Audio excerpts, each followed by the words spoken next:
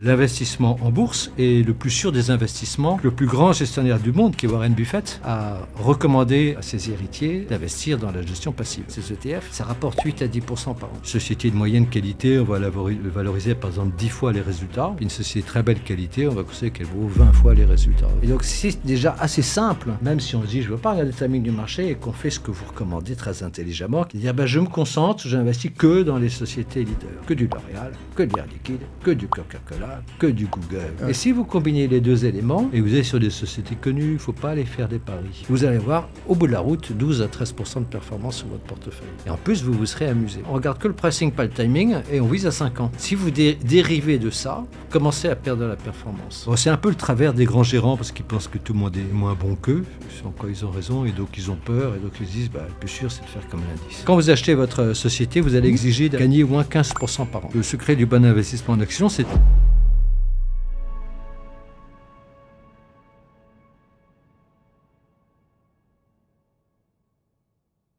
Je suis tout de même intéressé par les sujets de stock picking, et surtout quand c'est bien fait, c'est fait intelligemment et non pas dans une logique court-termiste, comme le font beaucoup de particuliers.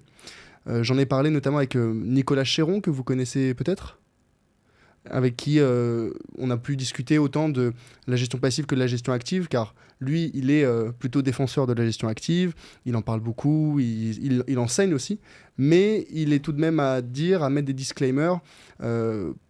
La très grande majorité des particuliers serait bien mieux à suivre des indices très larges avec des ETF. Bon, très bien. Donc finalement, même les défenseurs de la gestion active prônent tout de même la gestion passive pour beaucoup de personnes. Donc ce qui m'intéresserait de discuter avec vous, Guillaume, aujourd'hui, c'est justement deux éléments. Je voudrais un peu décomposer la discussion en deux grandes parties. La première, ce serait de rediscuter des différences, des avantages et des inconvénients de la gestion active par rapport à la gestion passive. Je serais un petit peu presque un petit match de boxe. Je défendrai la gestion passive et vous, si vous le souhaitez, vous défendrez plutôt la gestion active. Et dans une seconde partie, je voudrais plutôt parler de vos conseils pour faire de la gestion active, entre autres notamment du stock picking, intelligemment. Quels sont les bons conseils? Quelle est la bonne méthodologie à adopter quand on veut tout de même mettre en place ce type de stratégie dans ses portefeuilles? Quelle est la méthodologie de Hibou, et on va reparler de Hibou juste après, pour sélectionner les entreprises? Et comment est-ce que des particuliers peuvent l'implémenter à leur échelle? Est-ce que ça vous convient? C'est parfait. Super. Et bien dans ce cas-là, moi ce que je vous propose, c'est avant de commencer, peut-être brièvement vous présenter pour les auditeurs qui ne vous connaissent pas encore. Je m'appelle Guillaume Rouvier. J'ai travaillé sur les marchés financiers pendant une quarantaine d'années. Et j'ai d'abord été analyste financier dans une banque qui était à l'époque une banque d'affaires. Et puis ensuite gérant, toujours dans cette même banque, où j'ai participé à une petite équipe de 3 gérants pour gérer les capitaux d'État du Moyen-Orient, Abu Dhabi, Oman, essentiellement. Et puis ensuite, j'ai créé ma propre société de gestion de capitaux que j'ai développée pendant une trentaine d'années. Et puis, quand j'ai eu la soixantaine, j'ai pensé que c'était bien d'essayer de transmettre un peu ce que j'avais appris et notamment d'informer les particuliers, parce que j'avais été frappé du fait qu'aux États-Unis, les particuliers ont tendance à investir leur argent en bourse, ce qui est favorable dans tous les cas sur le plan entrepreneurial, social, c'est-à-dire qu'ils sont amenés à s'intéresser à la vie des entreprises, à prendre part à la vie d'économie, et je trouvais ça formidable. Et donc aux États-Unis, il y a toute une série de sites, de publications d'analyse financière, la plus célèbre étant très ancienne, c'est Value Line. Et en France, on n'avait pas l'équivalent, pas du tout. Et donc, je me suis dit, ce serait sympathique que les Français qui veulent investir en bourse, ils aient un outil qui leur permette d'investir dans leur marché de proximité, la France, l'Europe, et puis dans quelques valeurs internationales emblématiques, iconiques. Voilà. Et donc, pour ça, avec une jeune associée, Marie de Rême, et avec Maxime Cotu, qui est encore plus jeune, qui nous a rejoint plus tard pour s'occuper de tout le développement, nous avons créé Hibou.expert, qui est un site d'analyse financière pour permettre aux gens d'investir en bourse de manière intelligente, rationnelle. Ok, ok, très bien. Et justement, vous dites, pour revenir sur la participation des Américains à l'économie via le financement et la bourse, euh, peut-être rappeler rapidement que dans la très grande majorité des cas, les échanges qui se font sur les marchés financiers, c'est sur le marché secondaire, donc ça ne finance pas directement l'activité économique. Oui, vous avez raison, mais c'est-à-dire que s'il n'y avait pas de marché secondaire, Mhm, il y aurait moins de marché primaire, hein. C'est-à-dire que pour émettre des actions, mhm, euh, les gens qui investissent dans des actions, c'est pour pouvoir les revendre un jour. mhm, Les gens qui investissent dans des actions en se disant bah, je vais les garder 50 ans, 100 ans, ça arrive, mhm, mais c'est assez rare. mhm, La plupart des gens, même les professionnels, même les fonds d'investissement, ils investissent dans des actions en se disant un jour je vais revendre ces actions. mhm, Donc pour les revendre, il faut qu'il y ait un marché secondaire. mhm. Oui, donc le marché primaire, enfin les entreprises seraient moins financées si le marché secondaire n'existait pas parce que moins de particuliers achèteraient des actions à ces entreprises à l'émission. Oui, Mhm. Ouais, très je clair. crois, mais d'autre part, c'est pas tellement où je me suis mal exprimé, c'est pas tellement dans l'objectif que les financiers, que les particuliers financent l'économie que nous avons lancé Hibou, c'est parce qu'on trouve que c'est favorable pour un particulier, pour un épargnant, d'investir son argent dans une entreprise parce que d'abord c'est palpitant et puis en plus il est impliqué dans la vie de l'économie, quoi. Mhm, mhm, Voilà, et donc cette implication dans la vie de l'économie, c'est dans le réel, est favorable sur tous les plans. mhm, mhm. Bah, je pense que c'est le cœur de la discussion qu'on va avoir aujourd'hui parce que moi qui suis plutôt défenseur de la gestion passive, notamment via des ETF, on s'intéresse relativement peu à au cœur d'activité des entreprises dans lesquelles on investit, vu qu'on investit de manière très diversifiée dans des centaines, voire des milliers d'entreprises. Donc on regarde avec moins d'attention, on s'intéresse un petit peu moins aux décisions stratégiques qui peuvent être prises à l'échelle de l'entreprise, à la santé économique des entreprises à l'échelle individuelle. Mais c'est tout aussi important, et je suis complètement d'accord avec vous, c'est important de s'y intéresser. Certaines personnes sont plus sensibles à ces sujets que d'autres, et c'est peut-être là le cœur de la différence entre les défenseurs de la gestion passive et ceux qui défendent la gestion active. On en parle depuis quelques minutes maintenant. Ça serait peut-être bien de réexpliquer en quelques mots pour les auditeurs qui ne connaissent peut-être pas bien la différence entre la gestion active et la gestion passive. Moi, ce que je vous propose, c'est que j'explique la gestion passive et vous expliquerez la gestion active. Ça vous convient ? C'est parfait. Super. Alors, en quelques mots, la gestion passive, pour moi, c'est une méthode d'investissement, une méthode de gestion de ces investissements qui a pour objectif de reproduire la performance moyenne du marché avec le moins d'interactions possible de la part de l'investisseur. Donc pour ça, comment est-ce qu'on fait ? On utilise des outils, des produits d'investissement qui s'appellent entre autres des ETF. Les ETF, ce sont des paniers d'actions qui permettent, avec une seule transaction, d'investir dans des dizaines, des centaines, voire des milliers d'entreprises. Donc on est intrinsèquement diversifié. Avec une seule ligne dans son portefeuille, on a finalement des centaines, voire des milliers d'entreprises. Les frais associés à ces ETF sont beaucoup plus bas que ce qu'on peut avoir sur des produits de gestion active. On parle de l'ordre de 0,3% de frais de gestion en moyenne pour les ETF contre 2,5% pour les fonds de gestion active. Donc c'est significatif, notamment sur le long terme. Et l'intérêt aussi des ETF, c'est ce que j'appelle leur système d'auto-nettoyage. Si jamais demain une entreprise ne performe plus ou connaît une crise pour une raison ou une autre, elle peut être sortie de l'indice, donc sortie du panier, et remplacée par une nouvelle entreprise plus performante. Donc, on a ce système d'auto-nettoyage qui permet d'avoir une composition optimale à tout moment de son portefeuille, et ça, c'est fait de façon 100% passive. Cette sélection des entreprises qui sortent et qui rentrent, c'est géré par la société de gestion ou l'émetteur de l'ETF. Donc, le particulier qui investit en cet ETF n'a, entre guillemets, rien à faire. Il achète ses ETF et il laisse couler les années.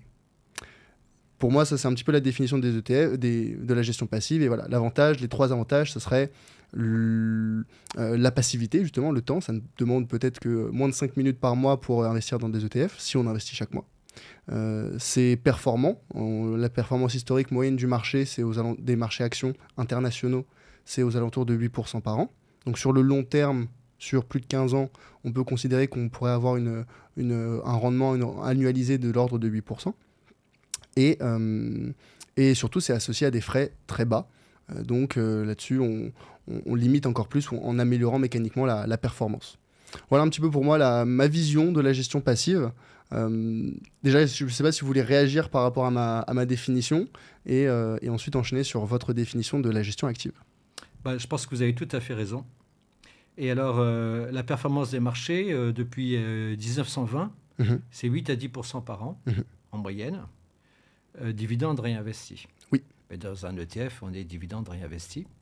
Ça dépend des ETF. Il y a des ETF capitalisants et des ETF distribuants. Mais oui, dans une logique d'investissement long terme, on va vouloir réinvestir les dividendes. Donc effectivement, c'est très favorable.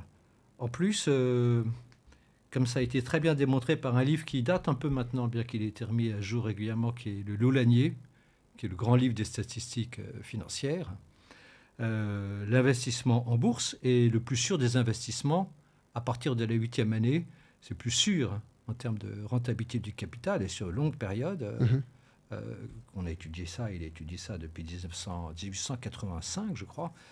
C'est plus sûr que des obligations ou que de...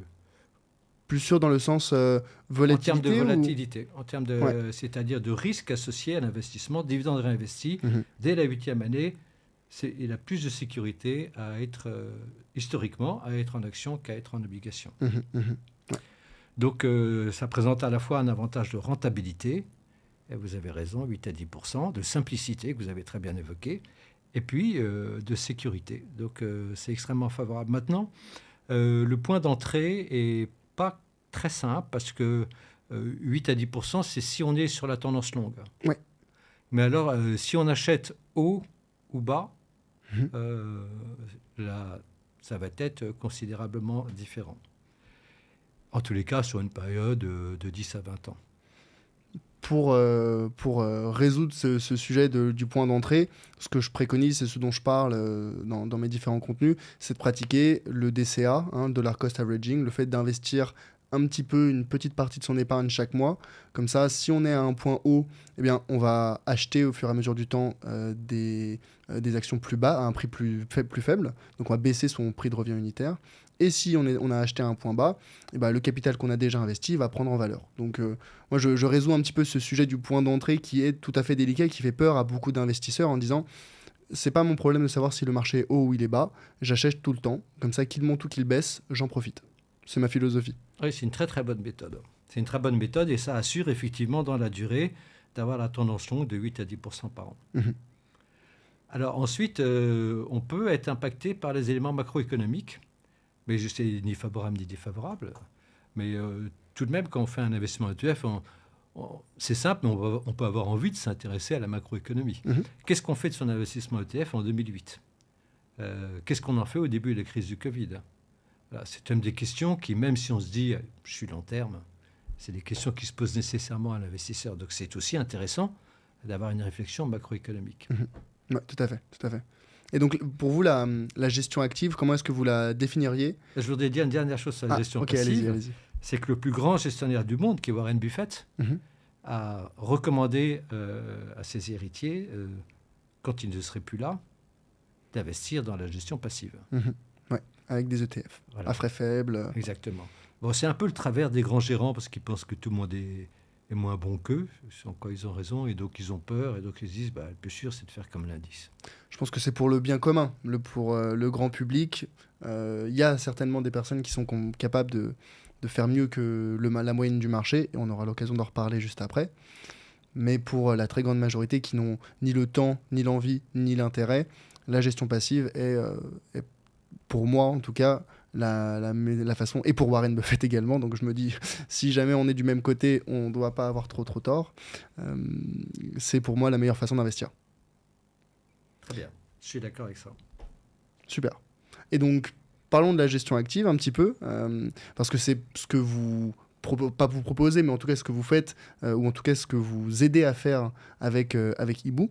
Donc, comment est-ce que vous définiriez la gestion active et peut-être c'est quoi pour vous les avantages et les inconvénients?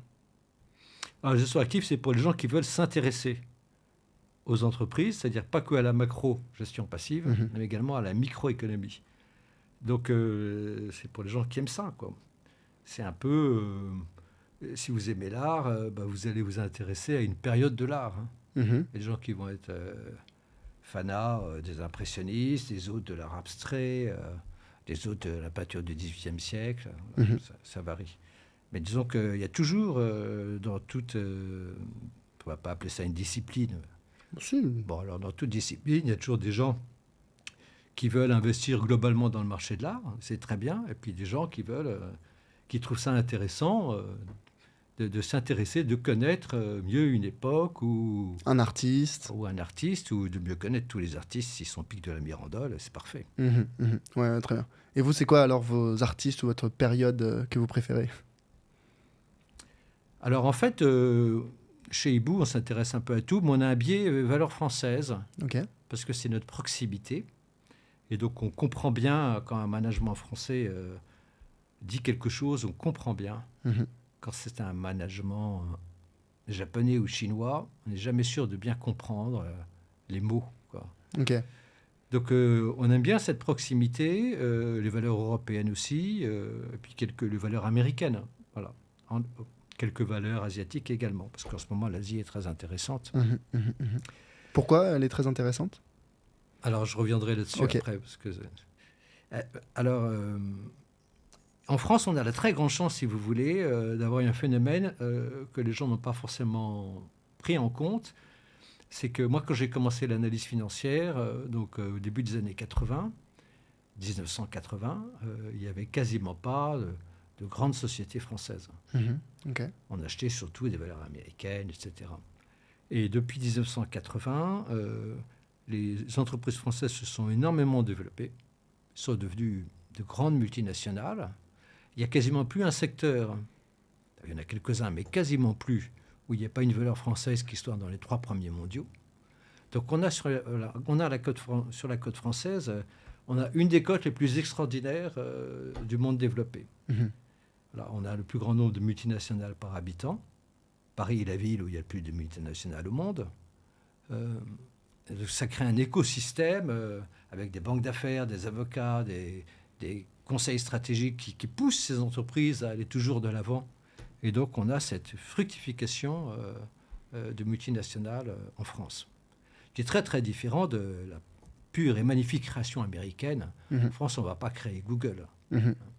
En revanche, on peut faire un L'Oréal, on peut faire un Air Liquide. Voilà. C'est ceux qui croissent par acquisition et qui deviennent des leaders mondiaux. Mhm. Voilà, donc on a un très beau sous-jacent d'investissement en France.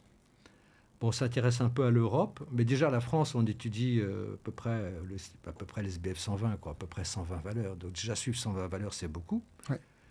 Et puis on suit quelques valeurs européennes. Ensuite, on suit surtout les leaders mondiaux. Voilà.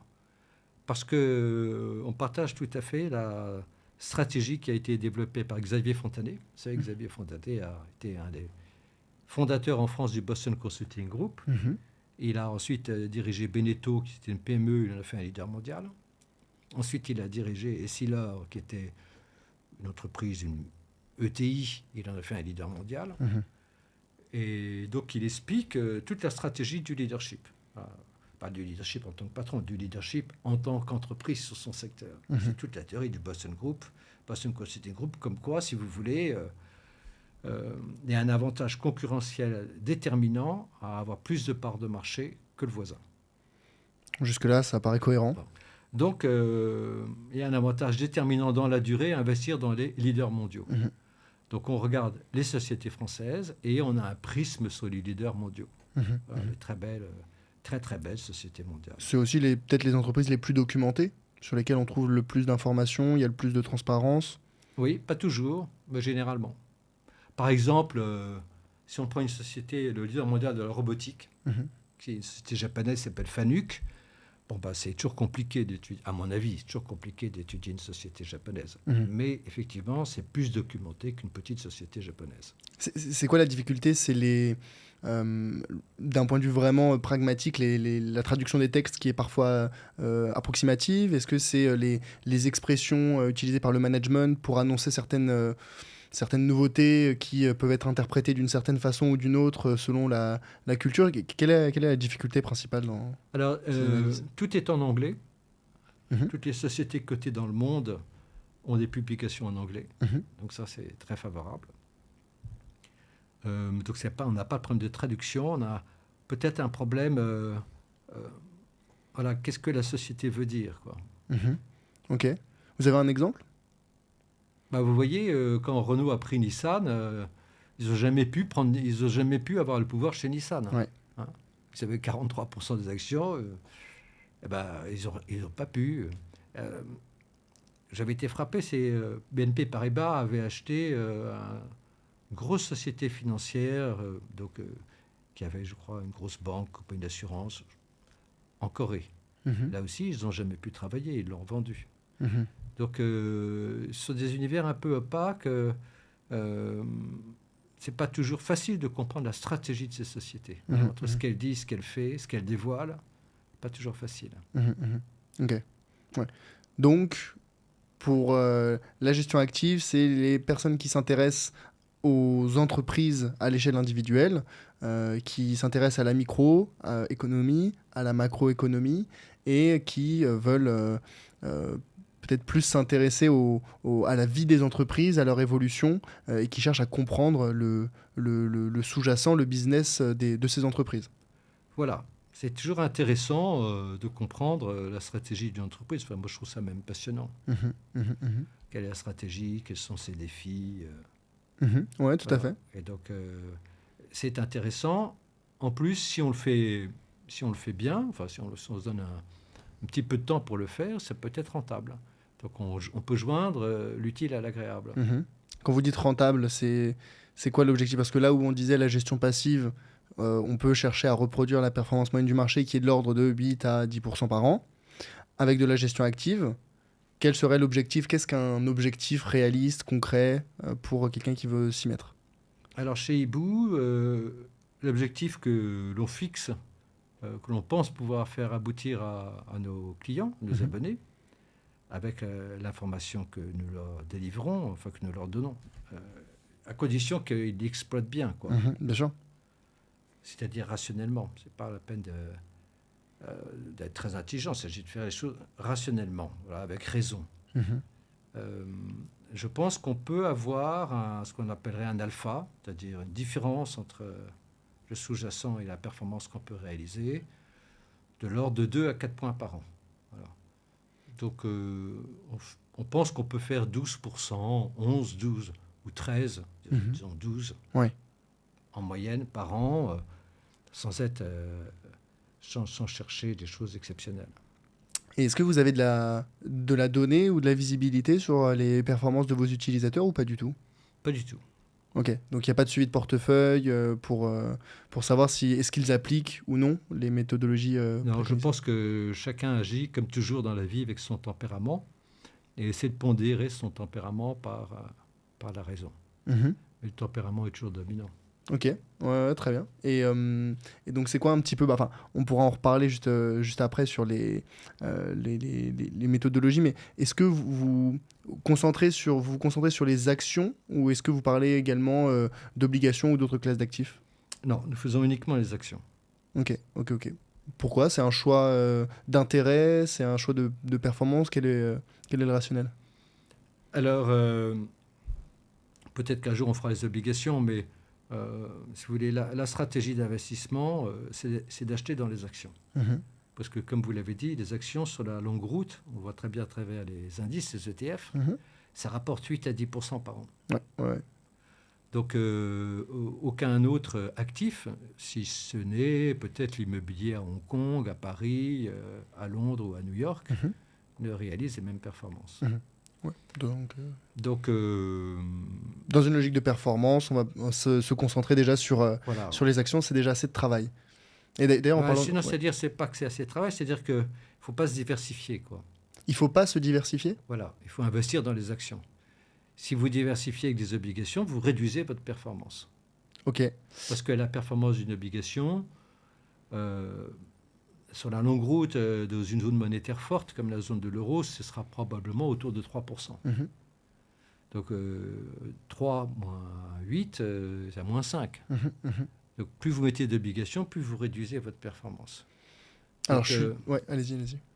donc nous conseillons à nos clients d'être investis en action, avec le bémol suivant, que le secret du bon investissement en action, c'est de temps en temps, il faut réduire la voilure. Voilà. Quand les actions que l'on a sont trop chères ou quand les marchés sont trop chers, nous considérons qu'il faut réduire la voilure. Et cette réduction de la voilure permet, quand les marchés rebaissent ou quand une action baisse, d'acheter quand c'est bas. Et ça, c'est le secret, c'est-à-dire qu'il faut avoir du cash pour acheter quand c'est bas. Vous n'avez pas de cash quand c'est bas, vous ne pouvez pas tirer profit de la volatilité. L'intérêt, c'est de faire un peu comme vous faites du judo, utiliser la force de la volatilité à votre profit.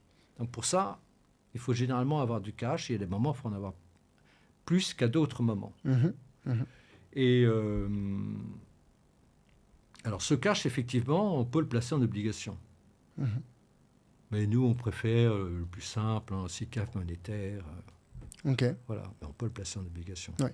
Mais en obligation, on peut, si on achète une obligation à 10 ans, on peut avoir une perte sur une obligation à 10 ans et pas pouvoir vendre justement quand il faut acheter sur le marché action. Tout à fait, ouais. Après, l'intérêt premier de la diversification n'est pas l'amélioration du rendement, mais plutôt une meilleure gestion du risque avec une diminution de la volatilité. Et si on met des obligations dans un portefeuille, c'est pas pour que le portefeuille performe mieux, on l'a dit, au contraire, le portefeuille va moins bien performer potentiellement qu'un portefeuille 100% action, mais c'est pour réduire la volatilité du portefeuille. En général, les obligations sont censées avoir une corrélation, donc elles évoluent dans un sens qui est parfois opposé aux actions, donc ça permet de réduire la volatilité du portefeuille en rajoutant quelques obligations. Donc c'est plus dans cet objectif-là initialement qu'on rajoute des obligations.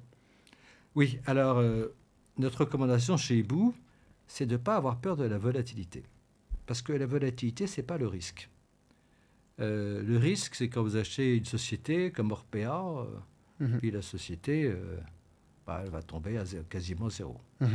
Bon, ceci dit, quand vous achetez des ETF, vous n'avez pas ce risque. Ouais. Bon. Parce que justement, on a le système de nettoyage dont on a parlé juste avant. Oui, puis puisque vous avez une mutualisation qui est importante. Eh bien, la volatilité n'est pas un risque. C'est la volatilité. C'est comme si vous prenez un bateau, vous sortez du port de Brest, et puis dès que vous allez sortir du port, vous allez avoir de la houle. Voilà. Et quand vous allez avoir de la houle, votre bateau va tanguer. Bon, c'est pas parce qu'il tangue qu'il va couler. C'est pas parce qu'il tangue qu'il est risqué. C'est naturel. De la même manière que l'économie est naturellement cyclique, et c'est normal qu'elle le soit, naturellement, les marchés sont cycliques, et c'est parce qu'ils sont vivants. Tout ce qui est vivant est cyclique. Donc si on veut aller sur les marchés financiers, on sait qu'il va y avoir de la volatilité, qui n'est pas le risque, qui est comme la houle de la mer, c'est intrinsèque, intrinsèque au fonctionnement des marchés. Et donc à partir de là, nous recommandons plutôt d'utiliser cette volatilité, comme quand vous faites du surf, vous utilisez la vague, utilisez cette volatilité, plutôt que de la subir. Mais voilà, il ne faut pas en avoir peur. Donc quand vous dites en profiter ou l'utiliser, c'est d'en profiter pour justement prendre des décisions d'achat quand la volatilité plutôt a impacté à la baisse une action, ou de vente quand on considère qu'une action a pris en valeur et que c'est le moment de vendre. On verra ce que ça veut dire tout à l'heure, le moment de vendre. Oui, exactement.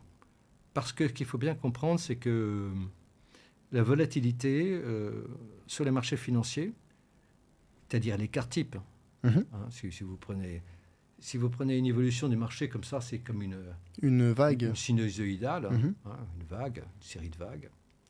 Et puis si vous tracez la moyenne longue, la tendance longue qu'on appelle la droite de régression, c'est la tendance longue. Et puis ensuite, vous pouvez tracer en prenant, pour faire simple, la moyenne de la distance de chacun des points par rapport à cette moyenne longue. Vous pouvez tracer un écart type. Voilà. Et donc, l'écart type, il faut savoir qu'en bourse, à peu près 72-73% du temps, l'indice est entre plus ou moins un écart type. Voilà, donc il est presque toujours entre plus ou moins un écart type. Quand vous dites, alors l'indice, c'est quel indice ? L'ETF. Ok, donc n'importe quel indice. N'importe quel indice, n'importe quelle action. Et c'est une loi boursière comme la gravité pour la loi. Enfin, c'est une loi de la physique statistique, donc qui est aussi forte que la loi de la gravité pour la physique newtonienne. 75% du temps, pour faire simple, une action est entre plus 1 et moins 1 écart type. C'est la loi normale? C'est quasiment la loi normale, elle est un tout petit peu différente sur les marchés financiers, mais c'est quasiment la loi normale, dérivée de la loi normale. Donc, ça veut dire qu'une action ou un marché peut très naturellement faire plus ou moins 1 écart type. Donc, ça représente la volatilité de l'action ou du marché. Et cette volatilité pour le marché, sur les marchés financiers, l'écart type, c'est à peu près 28 à 30%. Ok, donc... D'accord. Donc, la tendance longue, c'est 8 à 10. Donc, la volatilité est 3 fois plus importante que la tendance longue. Donc, ça veut dire que si la moyenne est on va simplifier à 10 et que l'écart type est de 30, on va être dans 75% du temps entre plus 40 et moins 20, pour faire simple. On est à plus ou moins un écart type. Alors, excusez-moi, j'ai pas suivi. Si l'écart type est à 30 est à 30, ouais, et qu'on a une moyenne à 10, à plus 10, on va être entre plus 40 et moins 20. C'est ça. Exactement. On est d'accord. Oui.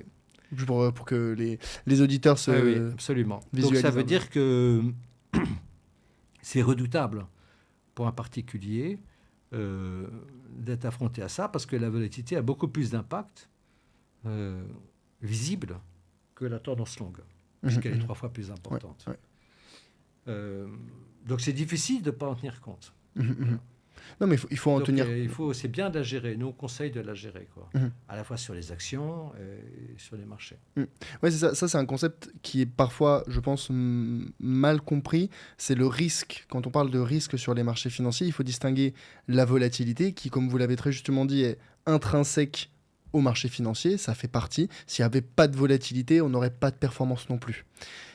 Et c'est indistingué du risque de perte en capital qui, lui, est vraiment lié à, par exemple, des problématiques ou des investissements comme le crowdfunding ou le private equity ou le venture capital, où on bloque une certaine somme pendant 1 an, 3 ans, 5 ans, 10 ans, et au bout du compte, on espère récupérer notre capital avec un certain taux d'intérêt.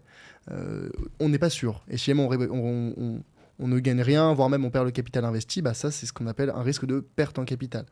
Les marchés financiers, l'intérêt premier, c'est justement que, vu que sur le long terme, il y a cette tendance haussière, on considère que le risque de perte en capital, quand on investit sur le long terme sur les marchés financiers, il est quasiment nul. Il y a de la volatilité, elle est présente, et j'ai même envie de dire heureusement, quand on apprend à la domestiquer, on peut en profiter, mais il ne faut pas en avoir trop peur. C'est un petit peu ce que je retiens. Alors, de même un bémol, il y a des circonstances où cette volatilité peut être très embêtante. Et donc, il faut en tenir compte. Par exemple, si on prend l'indice de la bourse américaine en 1929... Le Dow Jones. Voilà, on est à plus de 2 écarts types au-dessus de la droite de régression. On va descendre, ce qui est extraordinaire, à moins 2 écarts types. Donc, on va faire 4 écarts types de différence. Et il va falloir 20 ans, plus de 20 ans pour retrouver le cours. Si vous prenez l'indice CAC, en 2000, on est à plus de 2 écarts types au-dessus de la droite de régression. Donc à un niveau, si vous voulez, où la probabilité que ça continue à monter est de 2%, la probabilité que ça baisse est de 98%. Il était à 7000 et on a retrouvé 7000 tout récemment. Donc il a fallu... là aussi 20 ans pour retrouver. Donc voilà, si on investit, si on ne prend pas de recul pour savoir où on en est, où est-ce que la volatilité a mis le bateau en haut ou en bas de la vague, si on ne prend pas ce recul, on peut faire tout de même des contre-performances. Oui, tout à fait. Je suis complètement d'accord. Et c'est c'est une autre raison pour laquelle je prône, encore une fois, je prêche pour ma paroisse, le DCA, le Dollar Cost Averaging. Parce que comme vous l'avez dit, si on avait investi tout en haut, au plus haut historique, que ce soit avant l'éclatement de la bulle en 2000, que ce soit en 2008, que ce soit voilà, à des plus hauts historiques, et qu'on avait mis tout son capital d'un coup, effectivement, on aurait pu mettre des années, voire une décennie, voire plus, à récupérer, à retrouver les niveaux initiaux. Donc, le meilleur conseil qu'on puisse donner, c'est d'investir un petit peu chaque mois. Comme ça, si les marchés se cassent la gueule, eh ben, on continuera à acheter, mais moins cher. Et s'ils progressent, tant mieux, le capital investi Voilà, vous prendra. avez tout à fait raison. L'investissement progressif est et ordonné, est certainement un des meilleurs moyens de contrer la volatilité. Et Mais on peut aussi l'utiliser. On peut ouais, aussi se dire, bon, bah, c'est bien, elle est là. Allez, moi, profitons-en. je vais faire du judo, je vais utiliser la force de la volatilité à Mhm, mon profit. mhm. Voilà, ça, c'est la méthode de Warren Buffett. Et comment est-ce que... c'est quoi le temps nécessaire, selon vous, pour analyser des entreprises et faire faire du stock picking, finalement? Alors, je ne sais pas, parce que il y a l'analyse et puis la connaissance. Mhm. Alors, nous, nos analystes, on a un petit bureau d'analyse, ils mettent en moyenne 3 semaines pour réaliser une étude. Ok, sur une entreprise, peu importe l'entreprise. Oui. Alors, une petite entreprise, ça va peut-être être 15 jours, une grosse entreprise, de 4 semaines, mais en moyenne 3 semaines. Alors, c'est vrai que chez Hibou, si vous voulez, on est très attaché à regarder les entreprises dans la durée. Donc, je pense que aucun autre cabinet d'analyse, ou très peu font ça. C'est-à-dire qu'on commence les comptes, on analyse les comptes en 2004. Nouvelle norme IFRS. Donc, ça permet d'avoir Enfin, il y a eu des modifications des normes comptables IFRS, mais globalement, ça permet quand même d'avoir une assez belle longueur de vue. Et donc, ça permet de voir comment une entreprise se comporte à travers les cycles. Mhm. Parce qu'elle va traverser 2008, elle va traverser le Covid, elle va avoir des périodes de forte croissance économique. Et donc, ça permet d'analyser le comportement de l'entreprise. Comment est-ce que le bateau, il négocie les vagues? Comment est-ce Mhm. qu'il va dans la houle? Est-ce qu'il avance vite ou pas vite? C'est Mhm. un gros bateau ou un bateau de course. Mhm. Voilà. Puis, ça permet de voir l'impact de la stratégie euh, sur la vitesse de l'entreprise. Mhm. Voilà. Donc, ça, c'est pour ça que, comme on fait ça sur une longue période et qu'on retraite les comptes pour essayer de bien y voir clair, ça prend un certain temps. Maintenant, même si on a les comptes sur 20 ans, la connaissance de l'entreprise, ça prend un peu plus de temps que ça. Il faut devenir un peu familier d'une entreprise pour bien la connaître. Voilà, donc là, je pense que mon expérience est utile dans la relecture des analyses que font les analystes. Et puis on a quelqu'un qui nous aide aussi, qui a 30 ans d'expérience de private equity, Mhm. qui connaît bien les entreprises intérieures, voilà, qui nous aide aussi. Marie de Rem, elle a une bonne expérience parce qu'elle a créé, une société dans le private equity, enfin une société, une start-up, avec Hibou, c'est la deuxième qu'elle crée, donc elle a aussi une vision de l'intérieur. Mhm. Et elle a été analyste financière avant. Donc voilà, tout ça est aussi intéressant nous aide aussi à aider les investisseurs. Maintenant, ce que dit Warren Buffett, qui me paraît très très juste, c'est il dit finalement pour gagner en bourse, il faut bien connaître ses dossiers. Mhm. Et il parlait de quelqu'un qui, je crois, était spécialiste des valeurs d'eau aux États-Unis, distribution d'eau, qui avait fait fortune parce qu'il ne connaissait que les valeurs d'eau, mais il les connaissait très bien. Mhm. Donc on connaît très bien ces dossiers, on sait quelle est leur pente naturelle de croissance, Mhm. quelle est la bonne stratégie et quel est le moment où il faut les acheter, quel moment il faut les vendre. Mhm. Donc le secret, c'est de bien connaître 10, 20, 30, 40, 50 actions. Et ça, c'est le propre des gestionnaires d'actifs, c'est justement d'avoir un univers d'investissement, donc un certain nombre d'entreprises assez restreint, pour pouvoir bien les connaître, avoir la connaissance de l'entreprise, comme vous dites, et ensuite en tirer des conclusions, avec l'analyse, en tirer des conclusions d'achat ou de revente. C'est bien ça? Oui, Et ça, c'est ce que vous faites un petit peu chez Hibou, donc vous avez une équipe d'analystes, c'est ça? oui. Ok. les études montrent que, donc par exemple l'étude Spiva que vous connaissez probablement, que les analystes qui font justement ces recherches pour en tirer des signaux d'achat et de vente sur une longue période de temps, donc sur 20 ans par exemple, 90-95% de ces gestionnaires d'actifs n'arrivent pas à battre la moyenne du marché, font finalement moins bien parce que ils ont pris soit des mauvaises décisions, soit les frais associés à cette gestion active diminuent la performance et fait qu'elle est inférieure à la moyenne du marché. Comment est-ce que pour vous, les analystes de Hibou arrivent à battre, enfin pas à battre le marché, mais en tout cas à donner des signaux d'achat et de vente qui permettent de battre le marché? En fait, les analystes Hibou, ils permettent de décrire une société et ils donnent les outils à nos clients pour prendre les bonnes décisions d'investissement. C'est pas eux qui prennent les décisions d'investissement. Ils donnent les outils. Ok. Alors, si vous voulez, il faut considérer deux choses. Et c'est important parce que souvent, les gens sur les marchés ne considèrent qu'une des deux choses. Il y a deux éléments à prendre en compte. Le premier, c'est qu'on pourrait appeler quelle est la vitesse intrinsèque d'une société. C'est-à-dire quelle est sa rentabilité intrinsèque, sachant que la vitesse d'une société sur la longue route, on va considérer que sur la longue route, les sociétés ont généralement des PER constants, qui est lié à leur qualité. Et donc, c'est la croissance des bénéfices à PER constant. PER, c'est Price Earning Ratio, c'est le cours cours sur bénéfice. Oui, c'est combien ce qu'on valorise une société. Alors, une société de moyenne qualité, on va la valoriser par exemple 10 fois les résultats.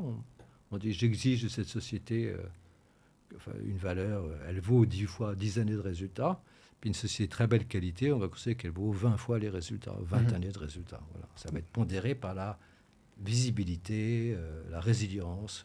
Et c'est un indicateur qui est utilisé pour évaluer la cherté d'une action par rapport à sa valeur intrinsèque. Est-ce que le cours actuel est élevé ou il est bas? C'est bien ça. Absolument, c'est tout à fait ça. Donc il y a deux éléments à prendre en compte. Le premier, c'est donc quelle est la vitesse intrinsèque de la société. C'est-à-dire, si on traçait un graphique, ce serait la pente de la droite de régression. À la pente de la tendance longue. Quelle est la pente de progression du cours, idéalement dividende réinvesti. Et cette pente va être la conséquence, la dérivée de la rentabilité du capital et du taux de distribution des bénéfices. Plus une société est rentable, plus la pente va être forte. Mais il faut tenir compte du taux de distribution des bénéfices, parce que une société qui est très rentable mais qui ne peut pas réinvestir son capital aura moins de croissance des bénéfices qu'une société très rentable qui peut réinvestir tout son capital dans sa croissance. Dans quel cas elle ne peut pas réinvestir? C'est quand elle verse beaucoup de dividendes, c'est ça que vous voulez dire? Non, c'est quand c'est un métier, un secteur qui n'a pas beaucoup de croissance. Ou qu'on ne peut pas beaucoup réinvestir, c'est ça? Oui, ou sur lequel l'investissement, la progression ne se fait pas nécessairement par l'investissement. D'accord, ok. Donc, alors la première chose qu'il faut savoir, c'est que c'est vrai que la bourse en moyenne a une pente de 8 à 10%. Donc ça veut dire concrètement, pour faire simple, que la rentabilité moyenne des sociétés cotées autour de 14%, avec un taux de distribution qui est de l'ordre de 50%. Et donc les bénéfices croissent de la moitié de 14% de 7% par an, plus le dividende, qui sur un PER de 14 donne à peu près une rentabilité de 3%. Donc on a 7 à 10% de la performance. Bon. Eh bien, ça c'est la moyenne. Et ce qui est intéressant, si vous voulez, moi je trouve, pour ceux qui s'intéressent au marché, c'est de voir, c'est une moyenne, c'est comme une classe. La moyenne de la classe, c'est 12 sur 20. Eh bien, vous avez des éléments qui vont avoir 8 ou 10 sur 20, puis des éléments qui vont avoir 14, 15, 16 de moyenne. Et ce qui est très intéressant, et ça, c'est pas noté parce que c'est pas dans la... Excusez-moi, j'en veux bien un peu d'eau. C'est pas dans la mentalité égalitariste actuelle, contre laquelle j'ai rien, mais c'est simplement une remarque, une observation. C'est qu'en fait, ce qui se passe, c'est que Dans une classe, vous aurez remarqué que généralement, les bons élèves restent des bons élèves. C'est toujours les mêmes qui ont les prix d'excellence. C'est rare qu'un bon élève arrête d'être un bon élève. Ça arrive, bien sûr, mais c'est rare. Ok. Ou qu'un mauvais élève, tout à coup, devienne un bon élève. C'est rare. Et alors, d'ailleurs, la plupart du temps, c'est ce qui intéresse les gens. C'est un bon élève qui est devenu un mauvais élève, le mauvais élève qui est devenu un bon élève. Ça fait le titre des journaux. Mais ce qu'il faut regarder, c'est ce qui fait pas le titre des journaux, c'est-à-dire toutes les sociétés qui sont naturellement, structurellement, depuis longtemps bonnes. Donc celles qui ont des fondamentaux solides. Voilà, elles ont ce qu'on appelle les avantages concurrentiels, qui sont généralement pérennes. Et ces avantages concurrentiels permettent de pérenniser leur rentabilité.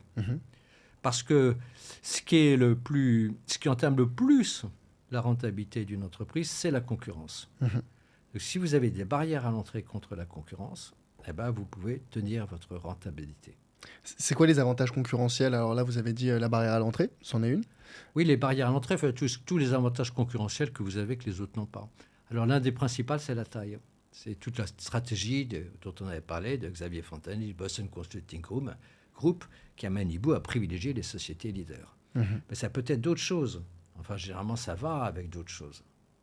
Si vous prenez Coca-Cola, Coca-Cola, son avantage concurrentiel, c'est sa marque. Ok. Parce que quand vous allez dans un magasin, et si vous voulez acheter du Coca, si vous avez du Coca-Cola ou une marque distributeur, généralement, au même prix, vous allez choisir Coca-Cola. Et vous n'allez prendre la marque distributeur que c'est un peu moins cher. Or, Coca-Cola, comme c'est le leader mondial, il a des coûts de production associés à sa taille qui sont plus bas. Parce qu'il y a des usines plus grosses, des capacités de distribution logistique plus importantes. Voilà, son camion va livrer plus de canettes de Coca-Cola que le camion du voisin. Voilà. Donc il a des coûts plus bas. Et il peut vendre plus cher. Ouais. Donc il a une marge plus élevée, structurellement. Et donc s'il a une rentabilité plus élevée, structurellement, il a une pente d'un droit de régression plus élevé. Donc ça, c'est la vitesse intrinsèque. Donc les bons élèves sur les marchés ont une vitesse intrinsèque structurellement supérieure à celle du marché. Donc le marché à 8 à 10, eux, ils vont avoir 11 ou 12 ou 13 ou 14%, structurellement. Et donc c'est déjà assez simple, même si on se dit je ne veux pas regarder le timing du marché et qu'on fait ce que vous recommandez très intelligemment, qui est de dire moi je vais investir un peu tous les mois, de dire je me concentre, je n'investis que dans les sociétés leaders. Donc je n'achète que du L'Oréal, que de l'Air Liquide, que du Coca-Cola, que du Google, de l'Alphabet, que voilà. Ce n'est pas un conseiller en investissement, mais on a compris. Et là, vous allez structurellement faire mieux que le marché. Vous allez avoir structurellement un alpha, rien qu'en faisant ça. Et c'est facile parce que tout le monde les connaît. Tout le monde sait que L'Oréal est leader mondial des cosmétiques, Air Liquide est leader mondial des gaz industriels. Ouais, donc un bon conseil, c'est déjà de se concentrer sur les valeurs d'entreprises leaders de leur marché qui, structurellement, vont avoir une vitesse d'évolution, une croissance plus importante que la moyenne. Mais ce n'est pas le seul conseil, il faut l'associer à l'autre. Ça, c'est que le premier point. Ouais, ok. Que le premier point, mais déjà, vous voyez, c'est intéressant de noter ça. Et donc, on peut réussir uniquement en faisant ça, ce qui est à la portée de tout le monde. Okay. Et donc, uniquement en faisant ça, vous prenez la pente de la droite de régression de L'Oréal, c'est 11,8% par an depuis 30 ans. Et donc, vous avez gagné surtout si vous faites, comme vous dites, un investissement progressif, 11,8% par an. Donc déjà, vous allez battre le marché 2 à 3 points. Ok. Bon, on est très concentré. Mais vous pouvez faire ça sur plusieurs leaders mondiaux. Voilà. Si c'est LVMH, vous allez avoir une pente à 15 ou 16%. Voilà, vous allez avoir des pentes différentes en fonction des leaders. C'est pas la peine de... On peut aussi un peu réfléchir, se dire, voilà, est-ce que c'est un secteur d'avenir ou pas un secteur d'avenir? Si c'est de la diligence au moment où le chemin de fer arrive, c'est pas la peine d'avoir fait peu technique pour savoir qu'il faut l'éviter. Ouais. Voilà. Ouais, donc c'est cohérent de se dire on se concentre sur des entreprises de qualité avec des sous-jacents solides, des bons fondamentaux pour obtenir une performance meilleure que la moyenne du marché parce que mécaniquement, la moyenne, elle est tirée vers le haut par les bons élèves, mais elle est aussi tirée vers le bas par les mauvais. Et il y a plus de mauvais que de bons. Hein, je pense qu'on est d'accord là-dessus. C'est à peu près la même chose, je crois. Je dirais c'est un peu comme la loi normale qu'on évoquait tout à l'heure, la loi gaussienne, de 80% d'entreprises moyennes. Il doit y avoir 10% de mauvais et 10% de très bons. Ah ouais. Intuitivement, je vous dirais ça. Bah, c'est intéressant tout de même parce que justement, moi, j'avais pas cette répartition en tête. C'était plus de dire, si on regardait justement la distribution des performances des entreprises, par exemple sur alors l'indice plus connu, le S&P 500, donc la bourse américaine, on pouvait voir que la médiane et la moyenne. Donc la moyenne, c'est la moyenne que tout le monde connaît, mais la médiane, c'est 50% des entreprises font moins bien, 50% font mieux. La médiane est beaucoup plus basse que la moyenne. Pourquoi ? Parce que justement, il y a quelques leaders, quelques entreprises qui, elles, vont faire qui vont dépasser de loin, de très Oui. très loin. Alors ça, c'est autre chose. Vous avez tout à fait raison. Alors d'abord, je voudrais ouvrir une parenthèse. Là, on va rentrer dans des choses plus techniques. C'est que il faut regarder ça toujours dividendes réinvestis. Ouais. Parce qu'il y a des entreprises qui versent des dividendes ou pas. Et alors, l'autre chose, c'est ce que disait Pareto. C'est très, très, très intéressant, la loi de Pareto. Mais la loi de Pareto, si vous voulez, c'est que si vous prenez des entreprises et que 80% des entreprises ont une rentabilité inférieure à 10% et 20% supérieure à 10%, bon, alors ensuite vous prenez les 20% qui ont une entreprise et qui ont une performance supérieure à 10%, vous allez avoir 80% qui vont avoir une performance supérieure inférieure à 12%, ouais. et 20% supérieure à 12%. Et si vous prenez les 20% qui ont une performance supérieure à 12%, vous allez avoir 80% qui vont avoir une performance inférieure à 16%, c'est-à-dire ça va être une exponentielle. Vous allez toujours grimper une marche de plus. Et donc ça veut dire que celui qui est tout en haut a une performance considérablement supérieure à celui qui est juste après, etc. Et ça, c'est une loi, la loi de Pareto, qu'on retrouve à la fois pour l'intelligence des gens. C'est pour ça que quand vous avez un génie, il est considérablement plus intelligent que le numéro 2, et la somme des numéros 2 est considérablement plus intelligente que le numéro 3, et puis c'est des exponentielles. Et donc vous avez tout à fait raison, ces exponentielles font que les sociétés leaders elles tirent vraiment les performances vers le haut. Ok. Mais selon vous, justement, sélectionner ces entreprises leaders, c'est beaucoup plus accessible qu'on ne le pense ou que...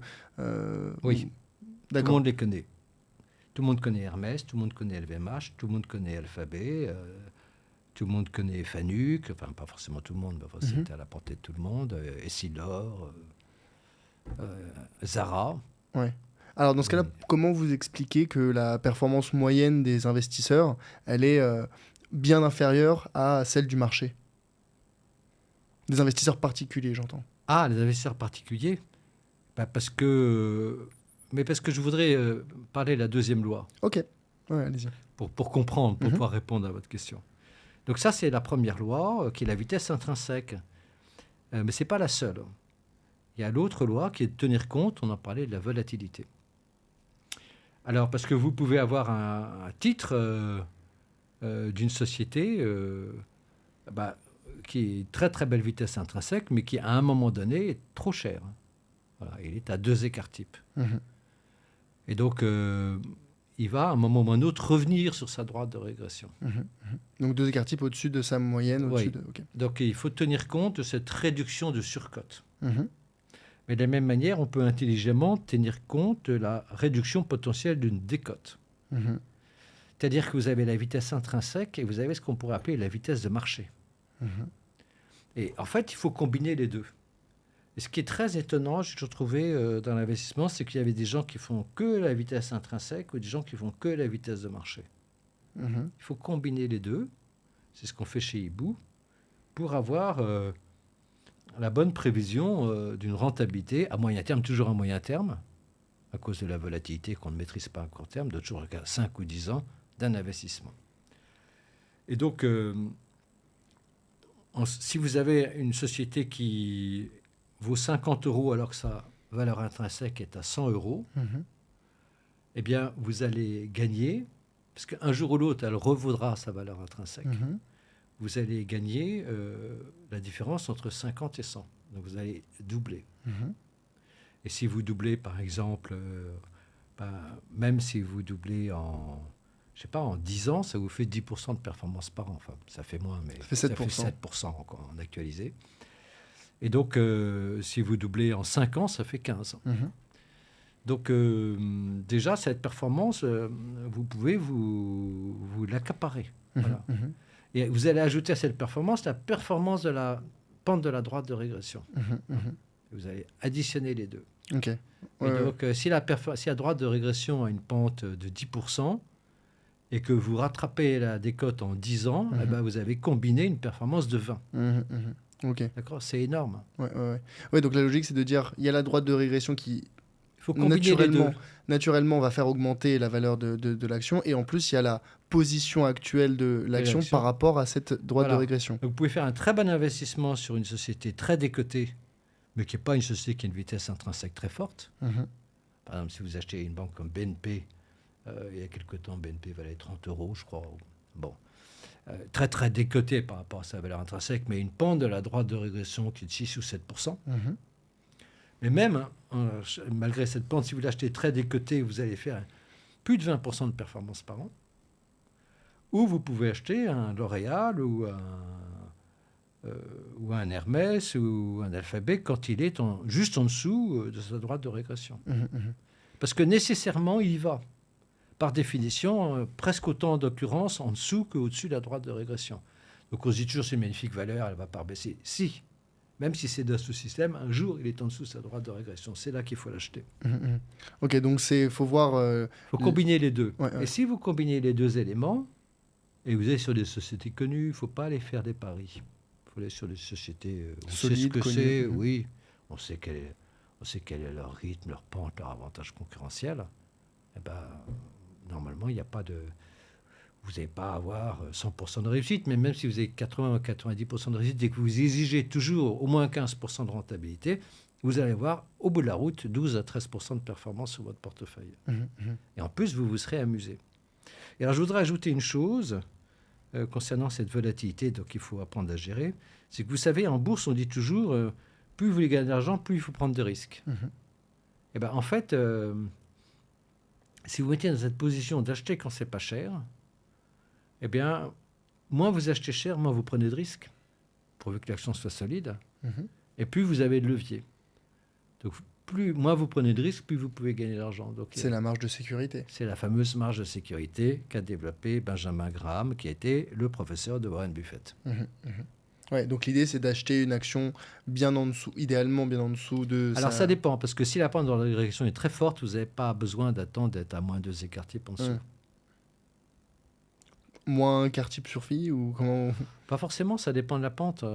Dès lors qu'à notre avis, dès lors que vous avez plus de 15% de performance, vous pouvez acheter l'action.